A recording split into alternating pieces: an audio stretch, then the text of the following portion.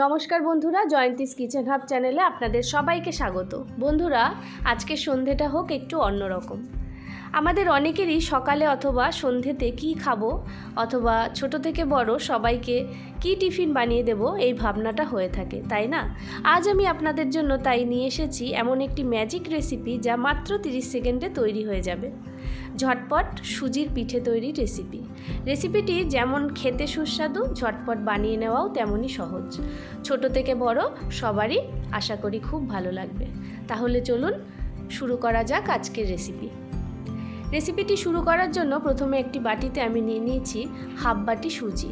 তার মধ্যে দিয়ে দিলাম বড় চামচের 1 চামচ ময়দা, দিয়ে দিয়েছি সামান্য পরিমাণ লবণ, আর দিয়ে দিয়েছি হাফ টেবিল চামচ বেকিং পাউডার, দিয়ে দেব সামান্য পরিমাণ চিনি। এরপর দিয়ে দেব আগে থেকে জাল দিয়ে ঠান্ডা করে রাখা গরুর দুধ। আপনারা চাইলে আমুল দুধ দিয়েও করতে পারেন। এরপর সব উপকরণগুলোকে ভালো করে মিশিয়ে একটা মিক্সিতে পেস্ট বানিয়ে নিতে হবে। ঘনত্বটা ঠিক এই রকম হবে। তারপর একটা ননস্টিকের পিঠে ভাজার প্যান নিয়ে নিয়েছি, হালকা তেল ব্রাশ করে নিয়েছি। এরপর এর মধ্যে ব্যাটারগুলোকে এইভাবে অল্প অল্প করে দিয়ে দিতে হবে। সামান্য জায়গা রেখে দিতে হবে যাতে পিঠেগুলো ফুলে উঠে বাইরে বেরিয়ে না আসে।